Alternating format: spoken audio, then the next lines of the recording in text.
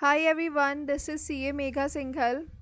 तो जैसा कि आप सब लोग जानते हैं कि UK triple SC assistant accountant का नोटिफिकेशन आउट हो चुका है, जिसके हिसाब से आपका एग्ज़ाम 23 अगस्त को नहीं बल्कि अक्टूबर की 12 तारीख को कंडक्ट करवाया जाएगा। अभी हाल ही में हमारे पास ये नोटिफिकेशन आया था, जिसका डिस्कशन हम अपनी वीडियो में डिटेल में कर चुके हैं।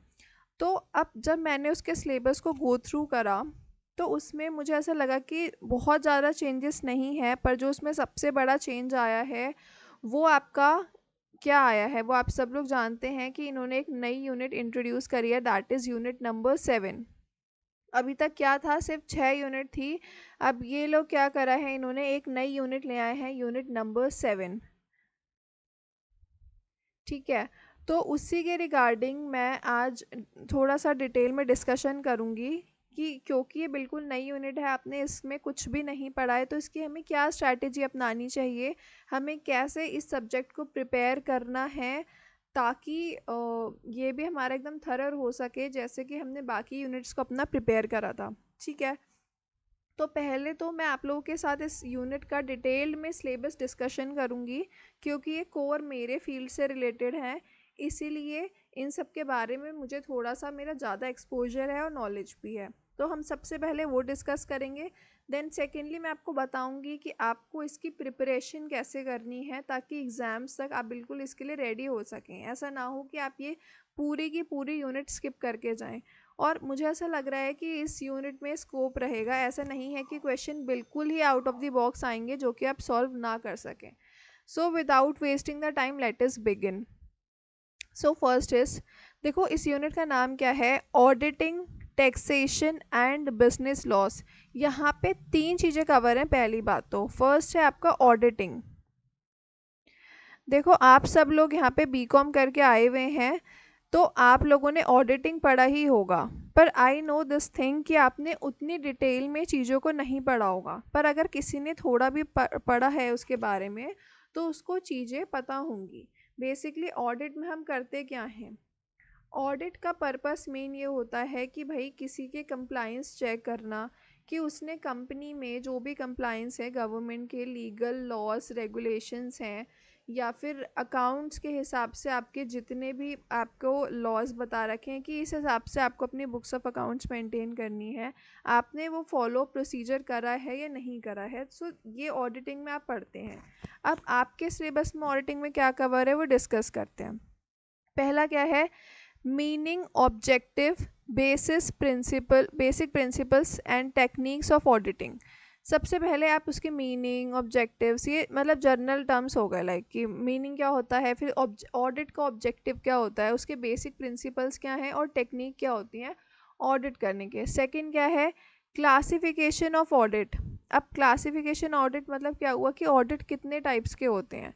तो ऑडिट कई सारे होते हैं, लाइक स्टैट्यूटरी ऑडिट होता है आपका, इंटरनल ऑडिट होता है, मैनेजमेंट ऑडिट होता है, एंड उसके अलावा टैक्स ऑडिट होता है। बहुत सारे टाइप्स के ऑडिट हैं। तो जैसे ये जितने भी मैंने नाम बताए, तो यही सब आपको पढ़ने हैं। अब मैं ये नहीं कह रही हूँ कि आपको बहुत डिटेल में आप अगर पढ़ोगे, जैसे स्टैट ऑडिट है, तो स्टैट का मतलब क्या है कि लीगल, लाइक स्टैट्यूटरी रिक्वायरमेंट के लिए जो करवाया जाता है, कि भाई कंपनीज लॉज में लिखा है कि आपको ऑडिट करवाना मैंडेटरी है, तो आपने कंपनी लॉ की वजह से ऑडिट करवाया, इसलिए हो गया स्टैट ऑडिट। उसी तरीके से आपने मतलब जो अगर किसी लॉ के तहत आप ऑडिट करवाते हैं, तो वो बन जाता है आपका स्टैट ऑडिट। फिर जैसे एक होता है इंटरनल ऑडिट।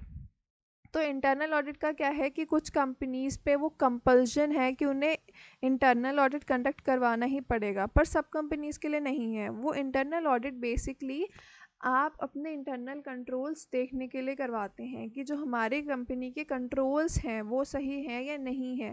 पहली बात तो है या नहीं है, फिर दूसरी बात अगर हैं तो वो प्रॉपरली फॉलो हो रहे हैं या नहीं हो रहे हैं। सो इसी के तरीके से बहुत सारे ऑडिट्स होते हैं, वो आप सब पढ़ेंगे। फिर है ऑडिट प्लानिंग, कि आप ऑडिट को प्लान कैसे करते हैं, कि कहाँ से शुरू करके कहाँ पे कैसे एग्जीक्यूट करना है, कैसे उसके एक कंक्लूजन पे पहुँचना है। तो ये सारी की सारी चीज़ें आप ऑडिट प्लानिंग में पढ़ेंगे।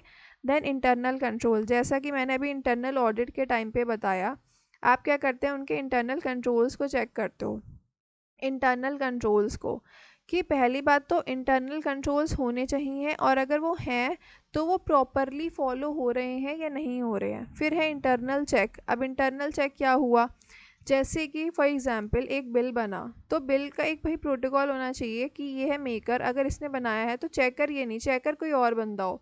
तो पहली बात तो क्या हुई कि यहाँ पे दो लोग इन्वॉल्व हो गए, टू पीपल इन्वॉल्व।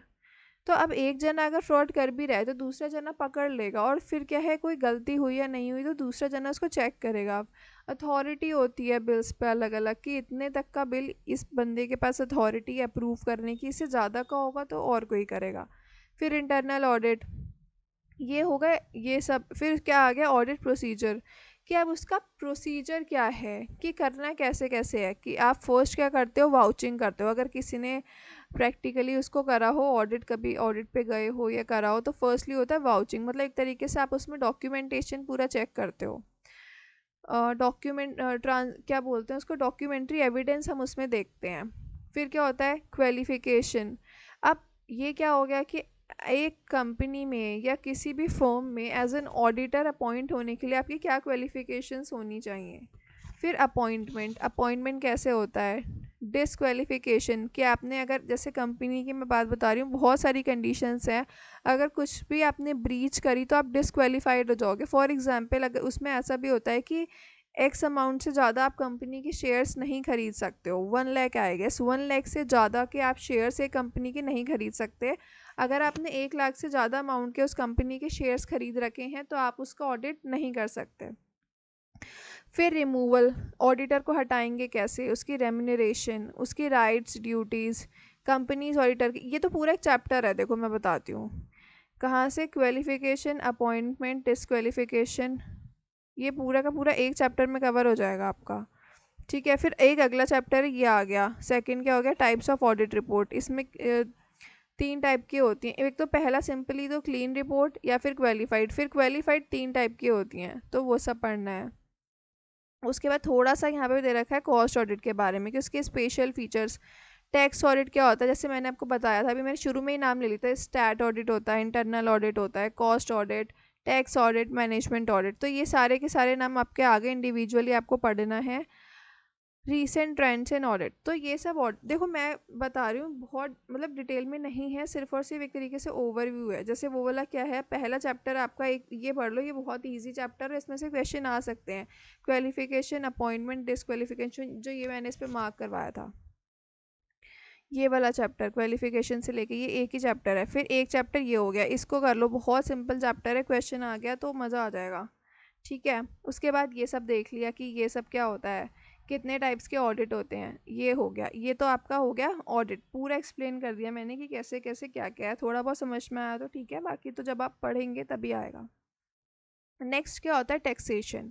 देखो टैक्सेशन भी आपके 2 टाइप्स के होते हैं, 2 टाइप हैं, एक तो है डायरेक्ट टैक्स, एक होता है इनडायरेक्ट टैक्स। तो डायरेक्ट टैक्स में आपका इनकम टैक्स आ जाता है, जो डायरेक्टली आपकी इनकम पे लगता है।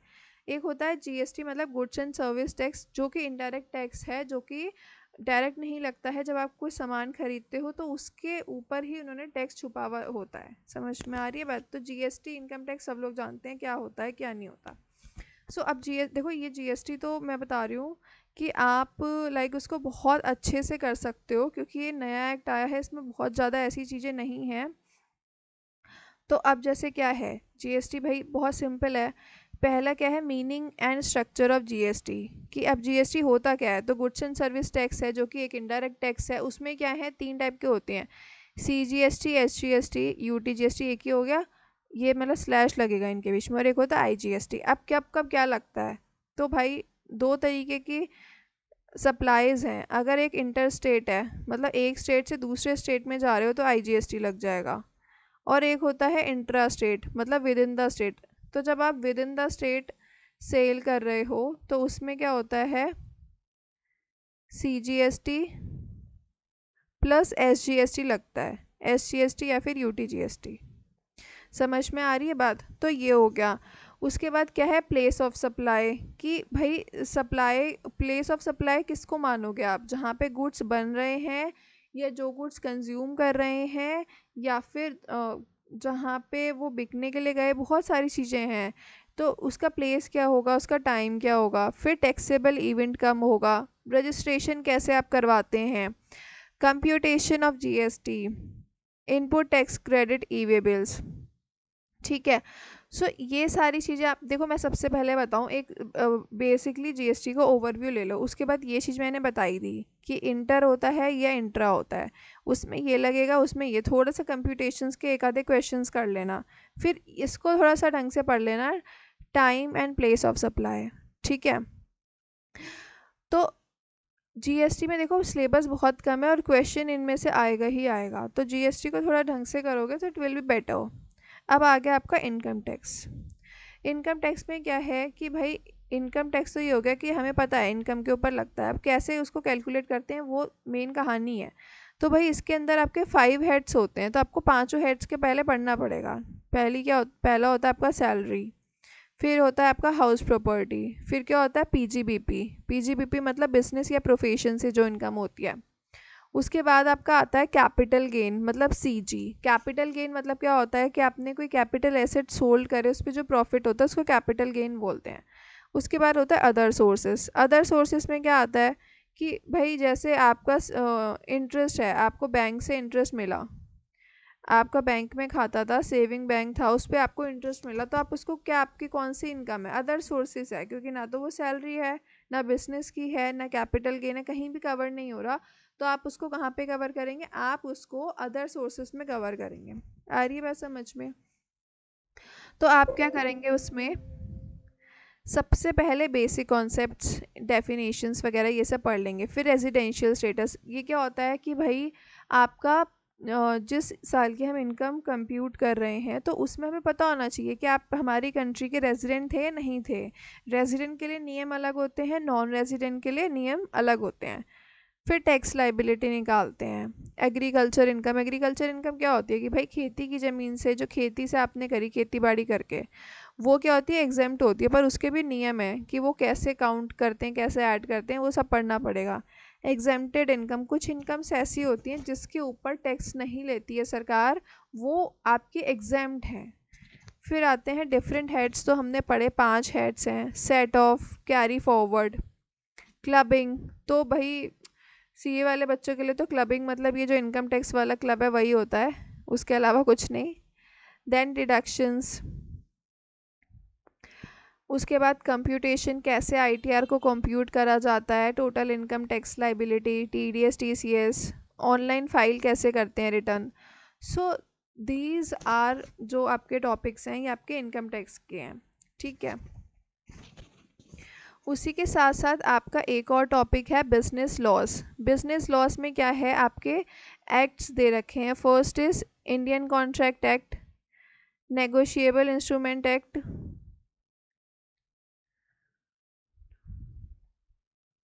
Sales of goods act, partnership act, IT act, companies act, भाई कोई सा तो एक्ट छोड़ देते हैं, consumer protection act. Consumer protection act आपका एक और यूनिट में है, तो वो तो आप उधर पढ़ोगे, इधर भी हो ही जाएगा। तो ये एक्ट बहुत बड़े बड़े नहीं है, पर फिर भी काफ़ी कुछ दे दिया। लाइक कंपनीज एक्ट तो काफ़ी बड़ा है और उसमें ये भी नहीं बताया कितना होगा। तो आई थिंक कंपनीज एक्ट को पढ़ के इतना फ़ायदा नहीं है, क्योंकि वो काफ़ी लेंदी है, और अगर आप उसको पढ़ेंगे तो और सब नहीं पढ़ पाएंगे। उससे बेटर है जो बाकी के एक्ट्स हैं वो आप पढ़ लो। Like sales of goods act है, इतना बड़ा नहीं है। नेगोशिएबल इंस्ट्रूमेंट एक्ट पढ़ लो, इसमें से क्वेश्चन आ सकता है, और एक्ट भी छोटा है। पार्टनरशिप एक्ट पढ़ लो, कंज्यूमर प्रोटेक्शन इसके साथ हो ही जाएगा। तो ये सारे एक्ट्स पढ़ लोगे तो भी हो जाएगा। कंपनीज एक्ट को आई डोंट थिंक सो पढ़ने की, मतलब पढ़ोगे तो अच्छी बात है, पर मैं टाइम को कंसीडर करके बता रही हूँ कि कंपनीज एक्ट में देखो टाइम लगता है उसके प्रोविजंस पे ग्रिपिंग बनने के लिए। ठीक है। तो ये तो बात हो गई सिलेबस की। अब आप कहेंगे मैम आपने सिलेबस तो बता दिया, ये तो बताया नहीं कि हमें तैयारी कैसे करनी है। सिलेबस तो हम भी पढ़ लेते हैं, उसमें क्या था। देखो अब मैं आपको बताती हूँ मैंने क्यों ऐसा टुकड़ों टुकड़ों में बताया कि एक पार्ट ये है, एक पार्ट ये है, एक पार्ट ये है, क्योंकि ये भी एक स्ट्रैटेजी का ही पार्ट है।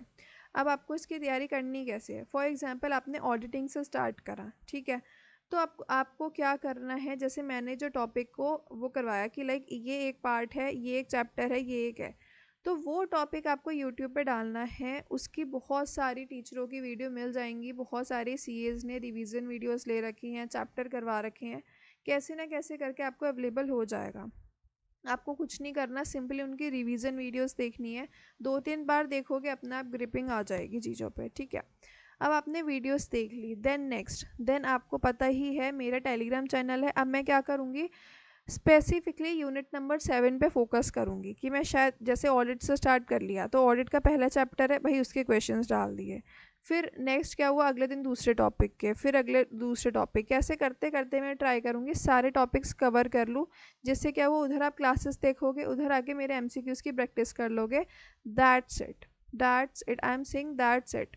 और मुझे लग रहा है क्योंकि ये नई यूनिट आई है और यूनिट थोड़ा सा टफ है आप लोगों के लिए, तो वो बहुत ज़्यादा टफ क्वेश्चंस नहीं देंगे, क्वेश्चंस ऐसे होंगे जो आप लोग इजीली अटेम्प्ट कर पाओ, ठीक है। और बाकी इसके साथ साथ मैं ये भी ट्राई करूँगी कि मैं बीच बीच में कुछ रिवीजन वीडियोस भी इसकी ले आऊँ, जिसमें आप मेरे साथ साथ भी उसकी प्रैक्टिस कर सकते हैं। सो आई थिंक दैट्स इनफ। आपको बस करना फोकस उस पर यही है कि जैसे पहले ऑडिटिंग स्टार्ट करी, पूरे पे मत जाओ, एक एक टॉपिक उठाओ, उसको सर्च मारो, उसकी क्लासेस देखो, 2-3 बार देखो, उसके क्वेश्चन सॉल्व करो, काफ़ी ज़्यादा क्वेश्चन सॉल्व करो, और दैट्स इट। फिर नेक्स्ट टॉपिक पे, हाँ इस पे देखो रिवीजन कंटिन्यूअसली करना पड़ेगा। ये तीनों चारों टॉपिक्स ऐसे हैं जिसमें रिवीजन मांगता है, ऐसा नहीं है कि आपने एक बार पढ़ा आपको हो जाएगा, नहीं, आपको रिवाइज कंटिन्यूअसली करना पड़ेगा। फिर ऐसे इनकम टैक्स चालू करेंगे, जीएसटी चालू करेंगे, और ऐसे करते करते आपका सारा सिलेबस कंप्लीट हो जाएगा। पर मैं कह रही हूँ उसको आज से ही चालू करो, उसको आज से ही करोगे तब जाके रोज़ अगर 2 घंटे भी दिया तो मैं कह रही हूँ हो जाएगा आराम से। आज कितनी है, आज 5 अगस्त है। सो आई थिंक आप लोग 1 महीने में सिलेबस इसका आराम से कंप्लीट कर सकते हो, अगर आपने 2-2 घंटे भी पढ़ा, लाइक 2 to 3 आवर्स अगर आप दे रहे हो तो आपका आराम से सिलेबस कंप्लीट हो जाएगा। उसके बाद 15 डेज मान लो रिवीजन कर लिया, उसके साथ साथ क्वेश्चन प्रैक्टिस चल ही रही है, सो दैट्स इट, हो गया। टेंशन लेने की, घबराने की नहीं है बात, बस स्ट्रैटेजी बनानी है, उसको फॉलो करना है और हो जाएगा। इसमें भी अगर आपको कोई डाउट लग रहा है, यू थिंक कि हमें इसमें डाउट है, या लाइक ये हमें समझ नहीं आया, या कोई ऐसा पर्टिकुलर टॉपिक जो आप चाहते हो कि मैं एक्सप्लेन करूँ, मैं पढ़ाऊँ, so do let me know in the comment box. बाकी मैं मिलती हूँ आपको अपनी नेक्स्ट वीडियो में, तब तक के लिए बने रहे मेरे यूट्यूब चैनल के साथ। And guys please do follow my channel, ताकि मेरे को भी अंदर से ऐसा लगे कि लाइक हाँ मुझे और वीडियोज़ बनानी है, कंटेंट लाना है। So thank you very much.